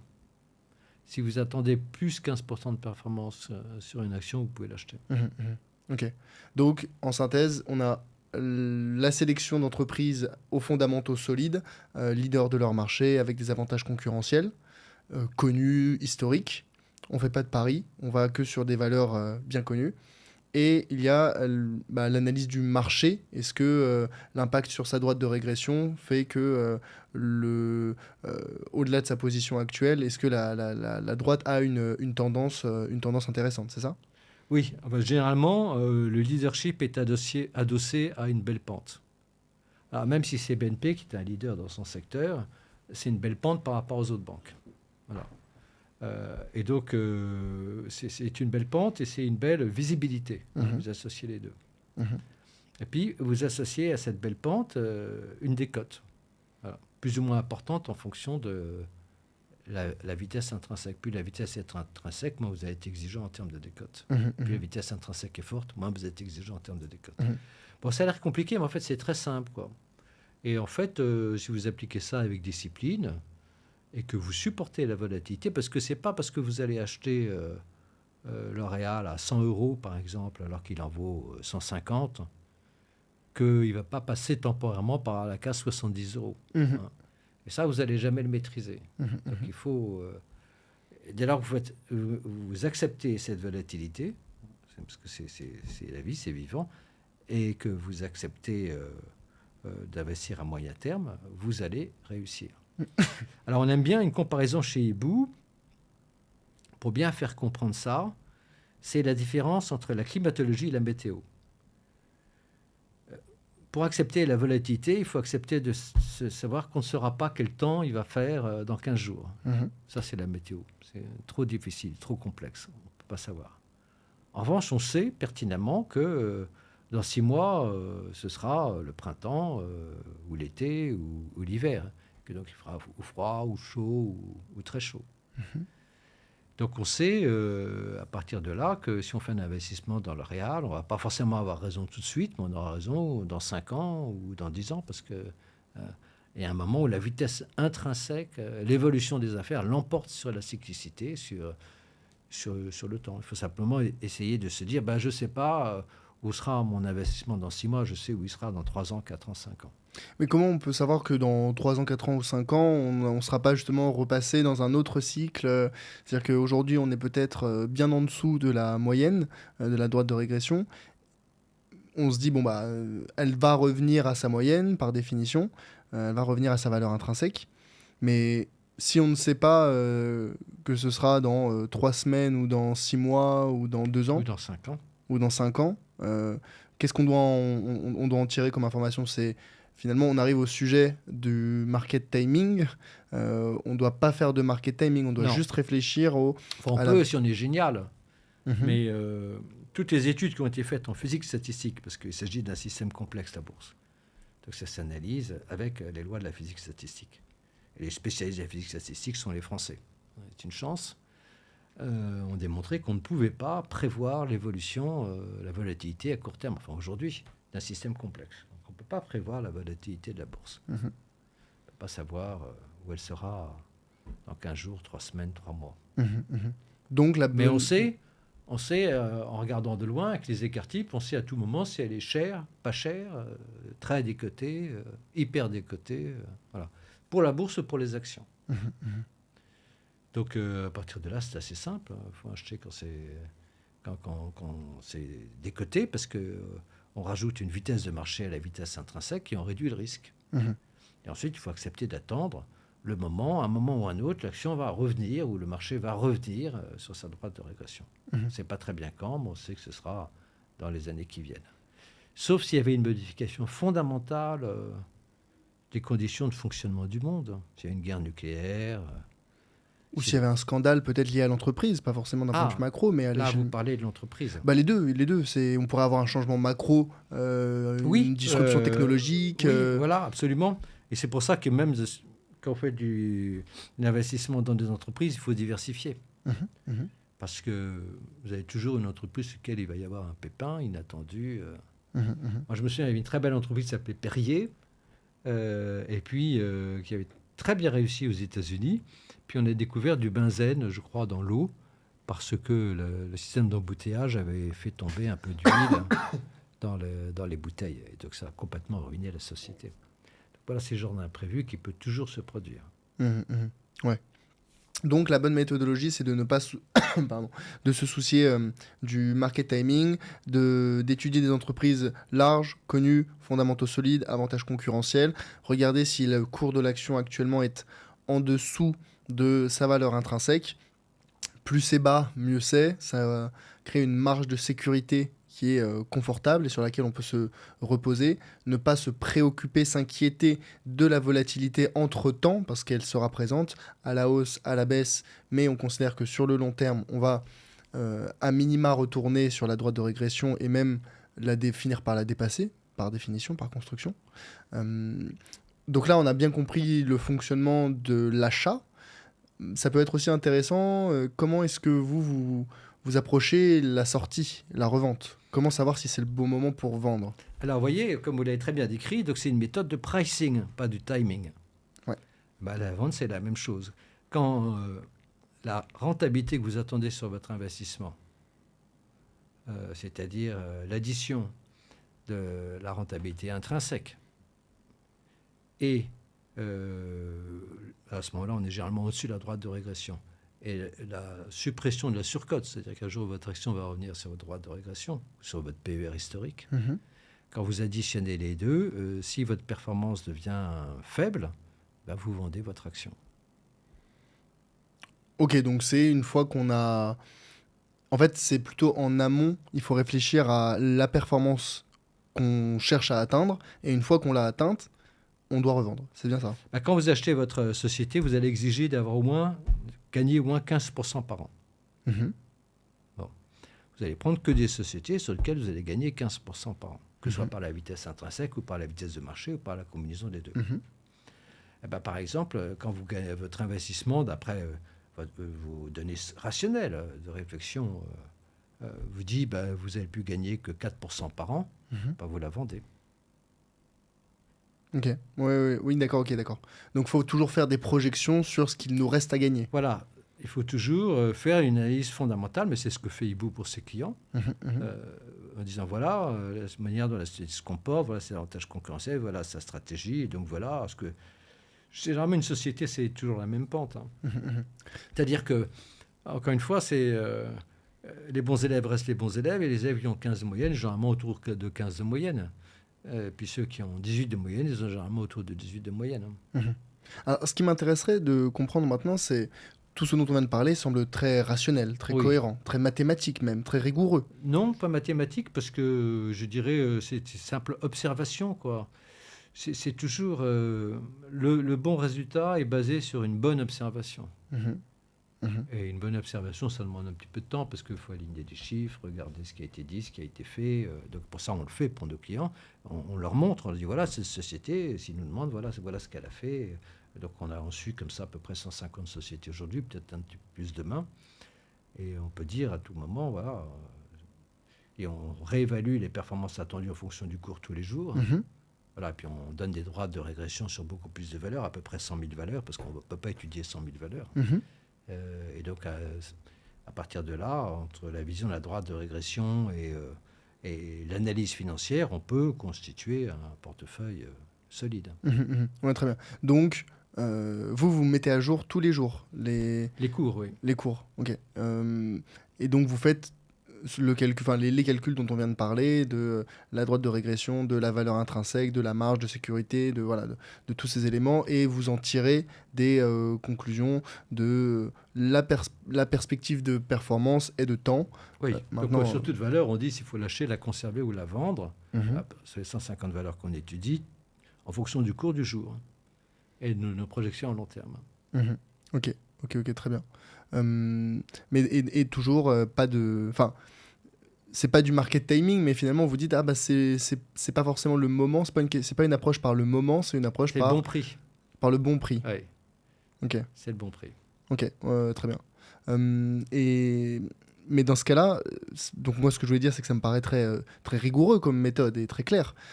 Pour autant, comment expliquer que les fonds d'investissement qui appliquent une méthodologie probablement similaire sur des différents univers d'investissement n'arrivent pas à atteindre les performances dont on parle depuis tout à l'heure, des 10, 11, 12, 13% par an? Parce que Qui ont, et soit dit en passant, pardon, parenthèse, qui ont beaucoup plus de moyens que le petit particulier qui est chez lui. Alors, Hibou a probablement plus de moyens qu'un investisseur particulier, mais au-delà de ça, on parle de fonds d'investissement qui pèsent des centaines de millions, voire des milliards, qui ont oui. des armées de traders, des prix Nobel d'économie, des intelligences artificielles qui calculent des millions de données par seconde. Comment est-ce qu'ils n'arrivent pas, eux, à en tirer des signaux d'achat et de vente qui leur permettent d'être systématiquement, ou en tout cas dans la très grande majorité du temps, meilleur que le marché? Oui, alors honnêtement, c'est pas. Je vais vous répondre, hein, mais c'est pas une question qui nous intéresse parce que nous, on sait que en faisant les choses bien, on arrive à de bons ou de très bons résultats. Mhm. Et ce que dit Warren Buffett, il dit il suffit de faire des choses simples pour arriver à des résultats extraordinaires. Mhm. Si on veut avoir des résultats extraordinaires, on aura des résultats simples. Donc, en fait, il suffit de faire les choses simplement. Donc, on pense que c'est vraiment faisable. Et pourquoi est-ce que les fonds d'investissement n'y arrivent pas? Je pense d'abord parce qu'ils sont très chargés en frais. Mhm. Donc ça, c'est le premier point. Mhm. Et la deuxième raison, c'est que, et je l'ai vécu en tant que gestionnaire de fonds, dans ma précédente société, c'est qu'on a des contraintes de résultats annuels. Ouais. Pour ne pas dire trimestriels. C'est-à-dire que si à la fin de l'année, vous avez décoté par rapport au marché, et comme la plupart du temps, on a beaucoup d'investisseurs institutionnels dans nos fonds, les gens vous vendent. Ouais. Et donc, ce que vous recherchez, on est très influencé par la recherche de la performance annuelle. Alors que le bon investissement, encore une fois, on regarde que le pricing, pas le timing, et on vise à 5 ans. Et c'est que comme ça que ça marche. Et si vous dérivez de ça, vous commencez à perdre de la performance. C'est très clair. Parce que vous essayez d'éviter la houle, de réduire la houle, et pour réduire la houle, vous réduisez votre vitesse. Ça ne veut pas dire que ce ne soit pas bien fait, mais vous réduisez la vitesse inévitablement. C'est très très clair. Donc, si je résume, les fonds d'investissement sous-performent généralement le marché pour 2 raisons. La première, c'est des frais plus élevés, ou en tout cas des frais élevés de manière générale. Et la deuxième, c'est la recherche d'une performance court-termiste qui les oblige à prendre des décisions d'achat ou de vente qui pénalisent la performance long terme. Oui, je crois. Je ne suis pas dans la peau de chaque gestionnaire de fonds. Oui. Mais je crois que c'est la raison la plus générale. Et dans ce cas-là, pourquoi est-ce qu'ils appliquent cette méthodologie de recherche de performance annuelle ? Parce qu'ils annuelle ? meurent s'ils ne font pas... moi, je l'ai vécu. Vous faites une mauvaise performance en une année, tous les institutionnels vous délistent. Et donc, si vous perdez un tiers de votre conservation, vous dites, l'année prochaine, il faut que je fasse mieux que les indices. Donc, vous allez gérer par rapport à la performance annuelle. Oui. Alors, j'entends, mais le résultat est qu'ils font moins bien. Oui, c'est le résultat. C'est la conséquence, c'est systémique, quoi. Donc, c'est plus accepté de faire moins bien que le marché, mais d'avoir essayé de faire mieux que de faire mieux que le marché en n'ayant pas essayé de faire mieux. Ou de faire aussi bien, que le marché c'est-à-dire que... lisez ce qui est arrivé à Warren Buffett. Le nombre de fois où moi j'ai vu, depuis 40 ans, 50 ans... 50 ans, j'exagère. Je connais Warren Buffett que depuis 40 ans, où j'ai vu les gens critiquer sa gestion. Le nombre de fois où on l'a vu, où les gens disaient il a perdu la main, le vieux. Ouais, j'ai vu. Vous avez vu ça, par exemple, dans les années 2000. Moi, c'était fou, parce qu'il n'était pas... oui, parce que les gens ne supportent pas 1 an, 2 ans, 3 ans, 4 ans de contre-performance. Et parfois, un investissement, si vous faites que le pricing, vous ne savez pas quand il va démarrer. Vous savez pas. Il faut attendre. Un nombre de fois où, à titre personnel, ça m'est arrivé de me lasser sur des investissements. Tiens, un investissement, on sait que... puis au bout de 3 ans, on lâche. Hop, 4e année, ça démarre. Ouais. Donc, voilà. Donc, c'est pour ça... donc, les gestionnaires de fonds, ils gèrent l'année. Gère la performance à l'année. Et in fine, ont une performance moins bonne que s'ils visaient la performance sur 5 ans. Oui, mais peut-être plus régulière. Je ne sais pas, je n'ai pas étudié les statistiques, mais si un fonds il fait 7-8% par an de manière assez régulière, les gens sont très contents, très très contents. Et il aura beaucoup plus de clients que s'il a une performance moyenne à 12%, mais avec des hauts et des bas. Ouais. Et moi, j'ai rencontré un investisseur... qui avait un fonds qui faisait 12 milliards de dollars, il me dit ça. J'ai dit, comment est-ce que vous êtes arrivé à 12 milliards de dollars ? Il dit, je suis le bon élève, quoi. Je fais 7, 8, 9% par an. C'était Madoff, quoi. Madoff, tout le monde voulait lui donner de l'argent parce qu'il faisait à 12% par an, mais il ne baissait jamais, quoi. Ouais. Donc, les fonds ont tendance à essayer de caper leur volatilité. Pas tous, mais beaucoup. Donc l'avantage concurrentiel de l'investisseur particulier ou de ceux qui suivent peut-être sur Hibou, c'est de justement ne pas avoir, ou plutôt d'avoir cette vision plus long terme que les fonds d'investissement et d'accepter, on en revient, la volatilité. Oui, c'est-à-dire, vous voulez monter sur un paquebot de croisière ou vous voulez prendre un bateau à voile et faire le tour du monde. Ce n'est pas du tout la même mentalité. Moi, je trouve sympa de prendre le bateau à voile. On va avoir de la houle. Qu'est-ce que c'est sympa, on va pouvoir aller dans les criques où on veut aller, on va voir des choses, tandis que sur le grand bateau, on va débarquer une fois de temps en temps. Mais le grand bateau est plus confortable. C'est deux mentalités différentes, c'est 2 mondes différents. Il y a simplement suffisamment de gens passionnés par la voile ou pour le stock picking pour acheter des bateaux Beneteau ou s'abonner chez Hibou. Donc, moi, ce que j'en retiens, c'est une approche pricing et non pas une approche timing. Ça, c'est un point fondamental.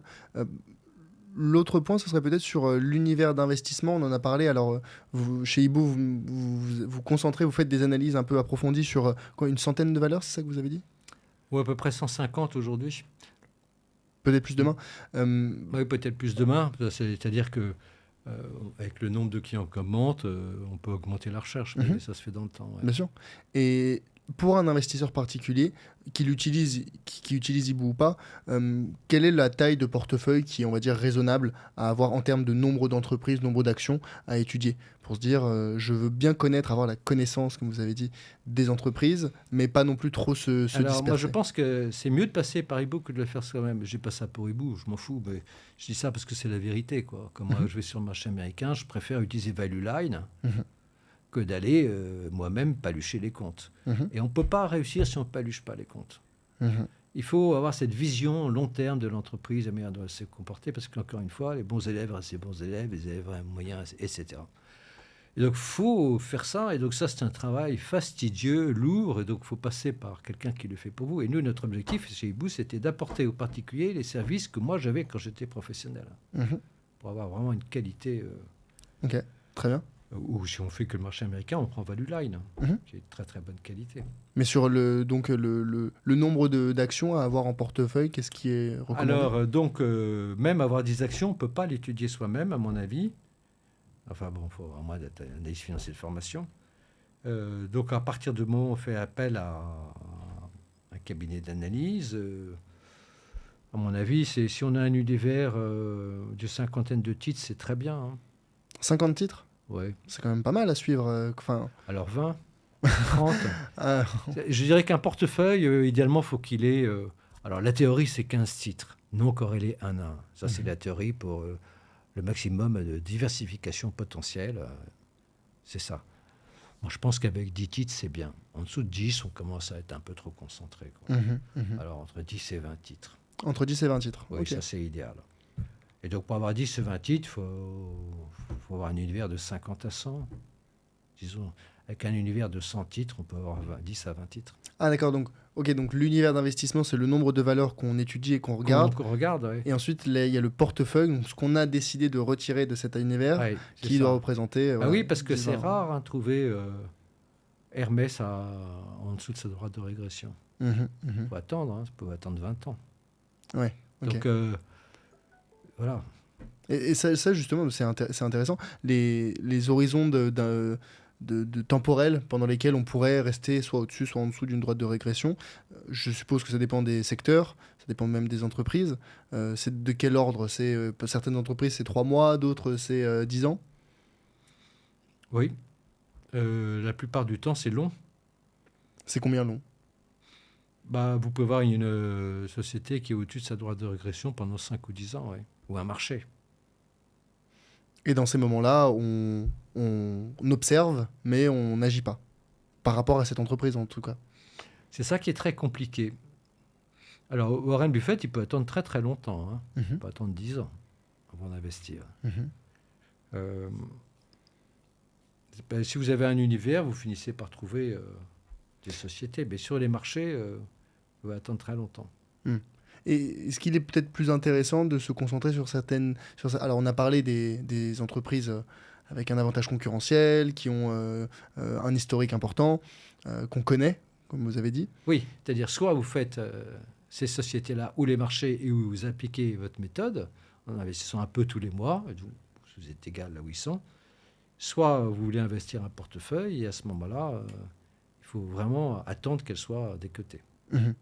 Et est-ce que vous avez une préférence pour les grandes capitalisations ou les petites, pour les value ou les growth, ou pas? Alors en fait, growth, ça veut dire je choisis les sociétés qui ont une vitesse intrinsèque forte. Value, ça veut dire je choisis les sociétés qui ont une vitesse de marché forte. Il faut combiner les deux. Hein. Faut combiner les deux. C'est la combinaison, c'est la performance attendue en combinant ces deux forces qui donne Growth, c'est juste pour les auditeurs qui ne connaissent peut-être pas, ce sont des valeurs qui, on attend en tout cas une croissance importante dans les années qui viennent de cette valeur, et les actions value, c'est celles qui ont un cours bien en dessous de la valeur intrinsèque. C'est bien ça. Mm.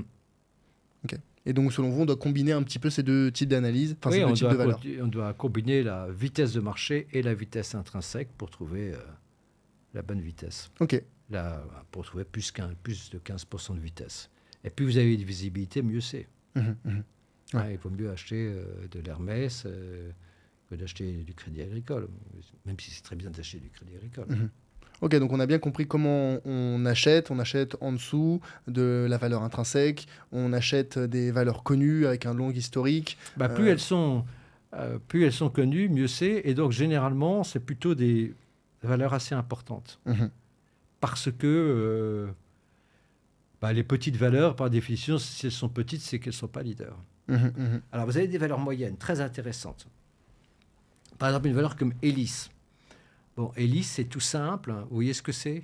Non. Non, c'est vrai. Vous êtes un spécialiste des marchés. Donc, Elis, si vous voulez, c'est le leader mondial de la location de linge.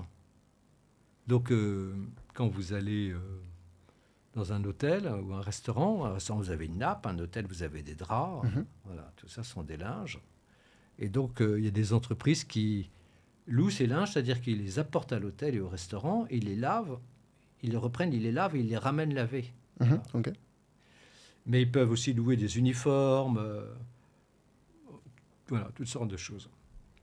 Donc, si vous voulez, évidemment, quand votre entreprise, pour laver son linge ou ses uniformes, elle a une usine, une espèce d'énorme buanderie, etc., où elle lave tout ça. Et puis, elle a des camions qui vont de l'usine au client. Mhm, Et donc, si vous avez une usine plus grosse que le voisin, et si votre camion, il fait plus de clients dans la journée parce qu'il a un client tous les 200 mètres et pas un tous les kilomètres, mhm, vous êtes plus rentable. mhm. Donc, si vous êtes plus rentable, vous avez de meilleures marges. Mhm, Et donc, au bout de la route, vous pouvez manger votre voisin et vous augmentez encore votre maillage mhm, et donc votre avantage concurrentiel. mhm. Donc, Elis, c'est ça. Et donc, ils progressent dans le monde entier. Donc, ils sont en train de manger l'Europe. Mhm, Puis, ils ont commencé à manger l'Amérique latine. mhm, mhm. Puis, ils vont manger le monde. Donc, parce que, voilà, ils ont les capacités financières. C'est des gens sur le terrain, c'est très bien géré. Mhm. Mais donc ici, c'est une petite, enfin, ou en tout cas une moyenne entreprise. Qui est en train de devenir une très grande. C'est ça. Voilà. C'est ça. Mais ça reste des exceptions. Non, L'Oréal a été, moi, quand j'étais jeune, c'était une grosse entreprise moyenne. Oui. Donc, ça grossit, si vous voulez. Oui, oui. Et ce qu'il faut voir, c'est quel est le mécanisme. Vous voyez, dans Elis, c'est très simple. Le mécanisme, c'est le maillage Mhm, qui est supérieur au voisin. Et donc, c'est un rouleau compresseur, ça ne peut pas être autrement. mhm, mhm, Quand ils vont dans un pays, ils achètent le leader, mhm, puis ils continuent à acheter autour, et donc ils finissent par avoir un meilleur maillage, et puis ils mangent le pays, mhm. puis ils vont dans le pays d'après. Et comme plus personne n'a leur taille, donc leur capacité financière, puis ils sont irrattrapables. Et puis ils ont 20 ans, 30 ans de croissance devant eux, parce qu'il y a de plus en plus d'hôtels, de restaurants dans le monde émergent. Mhm. Et que même dans leur propre marché développé, ils ont encore beaucoup à conquérir. Ouais. Mais ici, on parle du maillage. Donc c'est une donnée qui... C'est un avantage concurrentiel. C'est un avantage Donc, concurrentiel. quand vous avez un avantage concurrentiel, vous pouvez être une valeur moyenne et devenir une grande valeur. Mhm, mhm. Mais c'est peut-être plus difficile à identifier qu'une grande valeur qui est déjà installée et déjà assise. Ils sont leaders mondiaux, Elis. Mhm. Dans leur secteur, ils sont leaders mondiaux. Ok. Mais ça reste c'est une mid-cap, c'est une moyenne capitalisation, c'est ça? Elle grossit progressivement, oui, mais ça reste une entreprise moyenne. Mhm, mhm. Oui, donc soit on se concentre sur des entreprises déjà installées, soit des leaders de leur marché, mais qui sont en train de grandir. Oui, alors Intuitive Surgical, c'est leader mondial des robots de chirurgie, Mhm. pour la chirurgie du mou. Bon, ils ont, je sais pas, 70% du marché mondial. Ils sont irrattrapables. Mhm, mhm. Et si vous voulez, quand vous faites une opération, c'est mieux d'utiliser un robot. Vous comprenez? Parce que vous allez faire moins de dégâts. Ouais. Parce que ça va être extrêmement précis. Mhm, Bon. Et donc, ça coûte plus cher. Mais inévitablement, les gens veulent avoir moins de dégâts. S'ils ont un Clairement. cancer du poumon, préfèrent qu'il y ait une pince qui traverse les côtes plutôt qu'on casse toutes les côtes. Mhm. Vous voyez. Et donc, la marche en avant d'Intuitive Surgical, dès lors qu'ils conservent leur avantage Concurrentiel. technologique, Technologie. est inévitable. Mhm, mhm, Parce que plus en plus de monde dans le monde entier diront ben, nous, on veut être opérés par des robots. mhm. Enfin, même si c'est le chirurgien qui guide des robots. Donc, voilà. Et si vous voulez, c'est comme ils ont pris beaucoup d'avance, ils sont très, très durs à rattraper. Mhm, mhm. Mais ça demande une bonne compréhension de l'entreprise et de sa position dans son Oui, mais environnement c'est concurrentiel. leader, c'est pas très dur. Quand on Mm. voit qu'ils ont 70% de part de marché, quand Dassault Systèmes est devenu le leader incontesté du marché du logiciel, la conception assistée par ordinateur, voilà, ils ont le marché. Puis ensuite, ils se sont mis à bouffer les autres parce qu'ils étaient plus gros. Mhm. Ok, très bien. Donc ça, c'est pour la partie peut-être sélection. Oui, Allez-y, donc allez-y. c'est pas très dur. Ouais, Hein. ouais. Mm. Mais donc ça peut être des moyennes ou des grosses ou des très grosses entreprises. Intuitive Surgical, ça a beau coter 100 milliards, plus de 100 milliards de dollars, ça reste une entreprise encore moyenne en Mhm. taille. Ok, ouais, très bien. Donc ça, c'est sur la partie sélection. Ouais. Et après, il y a la partie donc vente où on a dit, c'est pas une question de timing, c'est une question de je récupère le bénéfice que j'attendais de l'entreprise parce qu'on est aujourd'hui au-dessus de la moyenne de régression, de Oui, la j'ai droite de plus, régression, plus tellement de marge. oui, Oui. de marge de progression, quoi. Mhm. Je peux... Donc ça, c'est sur Bon, la... ouais. prenons Hermès aujourd'hui, on est à 50 fois les bénéfices. Le PER moyen historique d'Hermès, c'est 30 fois. Mhm. Il n'y a aucune raison que ça change. Déjà 30 fois, on est à 2 fois la valorisation du marché. Donc on va revenir à 30. Donc, mais la vitesse intrinsèque est très forte. Mais au niveau actuel, en combinant avec une vitesse intrinsèque très forte, qu'est-ce que j'ai comme performance? Mhm, mhm. Et à partir de ce niveau de performance, est-ce que je suis à un niveau de vente? Si j'ai plus que 6 ou 7%, j'ai intérêt à vendre. Mhm, mhm. Ouais, selon son horizon. Parce que bon, si on investit à un horizon court terme, nécessairement... Oui, mais à la- court terme, par définition, scientifiquement, on ne sait pas où on Oui, sera ok, oui. à court terme. Oui. Oui. Et après, il y a moyen terme et il y a moyen terme et moyen terme. Il y a 5 ans et il y a 30 ans. Alors, vous avez tout à fait raison. Ce que vous dites est extrêmement intelligent. Si vous raisonnez à 30 ans, vous avez presque toujours intérêt à avoir des sociétés très rentables. Voilà. Parce qu'en fait, le marché compose jamais sur aussi longue période. Mhm. Et si vous composiez la rentabilité plus élevée, l'écart de rentabilité, de la sur-rentabilité, l'alpha intrinsèque de la valeur, si vous le composez sur 30 ans, vous verrez que les belles valeurs sont toujours sous-évaluées. Mhm. Ouais, ok. Donc c'est toujours le bon moment pour acheter une Presque valeur. toujours. Presque toujours. Oui, presque toujours. Mhm, mhm. Ok. Donc ça, c'est sur la partie revente. Et donc je pense qu'on a bien compris sur le mécanisme de sélection, de revente, de non-timing, mais de pricing. Peut-être la dernière question que je voulais vous poser, c'était au sujet de... on sort un petit peu du champ habituel jusqu'à présent, c'est l'intelligence artificielle. Est-ce que, selon vous, ça va avoir un impact important sur les marchés financiers et plus pour les auditeurs, les particuliers? Est-ce que ça va aider prochainement à la sélection de titres et ce que fait par exemple Ibu aujourd'hui et qu'ils font très bien, que vous faites très bien, est-ce que ça sera pas demain à la portée de n'importe qui avec l'intelligence artificielle? Alors, Vu que d'abord, c'est très mathématique, hein, les oui, analyses qui sont l'intelligence artificielle, c'est une révolution majeure. si vous voulez. Dans la numérisation du monde, voilà, l'apparition du microprocesseur a été une révolution majeure, la première. L'apparition d'Internet a été la deuxième révolution majeure. Et l'intelligence artificielle est la troisième révolution majeure. Donc on doit absolument en tenir compte dans tout. Dans toute analyse d'une société, d'un investissement, c'est vraiment fondamental. Mhm. Il faut réfléchir à ça. Même si si j'ai un enfant, je lui conseille des études, c'est très important. Mhm.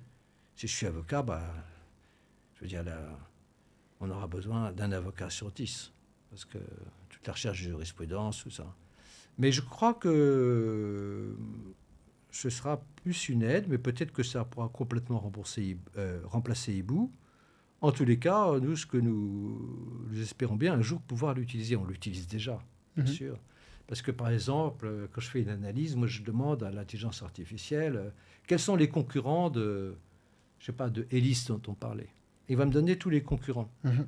Et moi, si je les cherche moi-même, je vais mettre 2 heures, 3 heures. Mhm. Et là, je l'ai en 5 minutes. Donc, Mhm. j'ai déjà un gain de temps énorme. Demain, il pourra palucher les comptes, sûrement. Aujourd'hui, il ne peut pas. On a demandé d'aller chercher le rapport d'activité, l'ouvrir, faire la différence. Parce que les provisions ne sont pas toujours appelées de la même manière. Ok. Mais demain, il pourra sûrement le faire. Donc oui, je pense qu'il pourra... il restera toujours le discernement, quoi. Mhm. Parce qu'il va regarder, il va nous dire ah oui, alors la pente de Apple est magnifique, Mhm. mais ça ne nous dira pas ce qui va se passer sur Apple. Moi, je me souviens d'Apple au début des années 2000, les gens pensaient que c'était mort, quoi. Alors, je veux dire l'inverse. Une intelligence artificielle aurait dit c'est mort. Ouais. C'est Avant, mort parce qu'on ne savait pas qu'ils allaient trouver l'iPhone. l'iPhone. Voilà, l'iPhone a tout bouleversé. Mhm. Et ça, l'intelligence artificielle ne peut pas le... Même quand on présente l'iPhone, l'intelligence artificielle ne peut pas dire « Ah bah oui, c'est l'iPhone Mhm. ». Enfin, je ne suis pas sûr qu'elle puisse le dire. Donc, je pense qu'il y aura probablement, mais je me trompe peut-être, je sais peut-être béni-oui ce que je dis, mais j'ai l'impression qu'il y aura toujours un côté discernement. Mais que ça fasse gagner du temps, que ça supprime des emplois, c'est tellement évident. Est-ce que ça va en recréer d'autres? Je pense, mais je Bien sûr, ne je connais pense pas aussi. encore. Mhm. On n'est pas sûr. Disons que ça s'est toujours passé comme ça. Ouais. Bah, c'est l'innovation destructrice. Oui. De Luc Ferry. Bah écoutez, je pense qu'on a fait à peu près le tour. Je ne sais pas s'il y avait d'autres sujets, d'autres points que vous vouliez mentionner sur peut-être les méthodologies de sélection d'entreprises, le fonctionnement de Hibou ou pas. Bah non, je pense qu'on a tout vu. Les gens qui veulent s'amuser et gagner de l'argent les deux en même temps peuvent se lancer dans le stock picking. Mhm. Et s'ils n'ont pas envie de prendre ce temps, bah, ils ont intérêt à faire de la gestion passive. Je Bah, pense écoutez, que nous sommes tous les deux d'accord là-dessus. on est tout à fait alignés. Guillaume, un grand merci pour votre intervention sur le Merci podcast. à vous. Merci, c'était formidable. C'était très, très, très, très intéressant, assez technique probablement, assez peut-être mathématique même, à parler de droite de régression pour les auditeurs. Mais je pense que pour ceux qui sont arrivés au bout de l'épisode, ça devait être très instructif, beaucoup, beaucoup d'informations. Peut-être pour les auditeurs qui voudraient justement s'intéresser à Hibou ou peut-être vous contacter, comment est-ce qu'ils peuvent le faire?